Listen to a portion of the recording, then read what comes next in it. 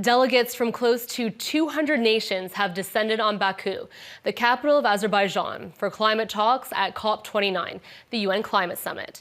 This comes on the heels of a warning from the international organization that 2024 is on track to being the hottest year on record, with Earth's temperature rising more than 1.5 degrees Celsius above the pre-industrial average, according to the EU's climate agency. Now, for more on COP29, we're joined now by Elisa Morgera, who is at the conference. She is a professor of global environmental law and a UN special rapporteur on climate change and human rights. Thank you for speaking with us today, Elisa. My pleasure. All right, so tell us more about your role as the UN Special Rapporteur on Climate Change and Human Rights. What exactly does that entail?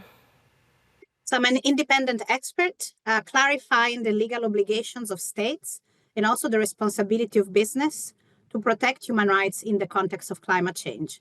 And so clarifying which demands that are often framed as climate justice are in fact a matter of existing and binding international law on states, and also how responding to those demands of protecting human rights can help us to take more effective climate action. All right, so Elisa, there is so much going on in the world right now. COP29 is really like the Super Bowl of climate conferences. It has the top experts such as yourself who are there. So what are this year's main priorities and why are these the most pressing? Well, this COP has been labeled the finance COP, and there's certainly an issue about raising the international financial solidarity to those countries who have already have been bearing the brunt of climate change. For some regions in the world, this has been going on for over 10 years.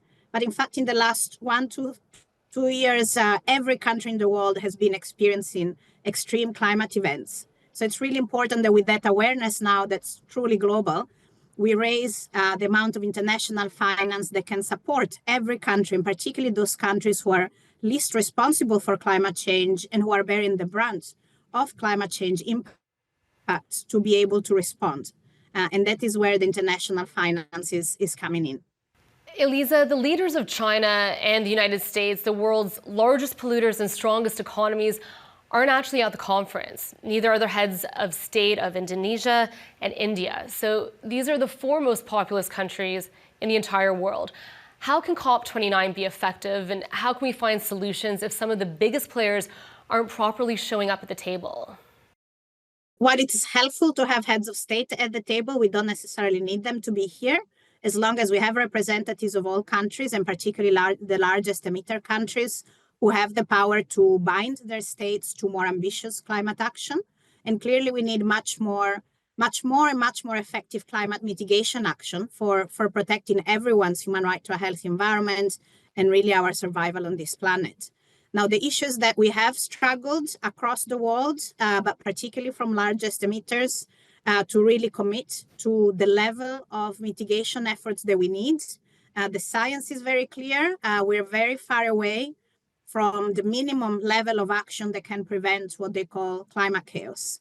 So we do need all states who are large emitters to be committed here, and we will see whether that is the case or not.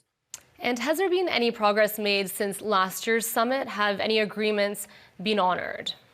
I would say that that's not the case. We had some initial language that was agreed, for instance, of moving away from fossil fuels. But in fact, all the data showing that many countries are increasing the fossil fuel extractions.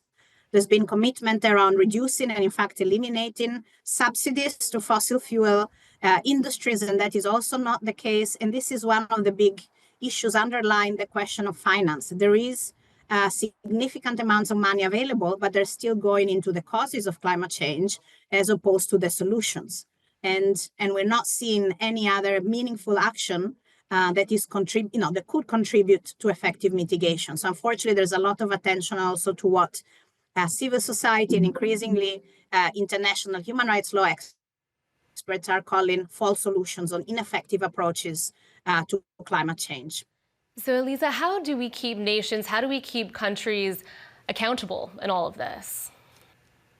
Yeah, it has been very difficult to hold countries accountable under the Paris Agreement. I think this has been one of the major challenges. And so we are in a process where I think more and more human rights holders and the countries most affected by climate change and least responsible for it are looking for other areas where international law can hold states accountable beyond and in addition to the Paris Agreement. Already this year, we had an advisory opinion from the International Tribunal for the Law of the Sea, indicating clearly that if states' efforts to mitigate climate change are not sufficient to prevent, for instance, the negative impacts on the marine environment, then they can be held accountable under the Law of the Sea, in addition and separately from their international responsibilities under the Paris Agreement. And in fact, the same argument could be made about the fact that if our climate efforts are not sufficient, states could be held accountable because of their international human rights obligations.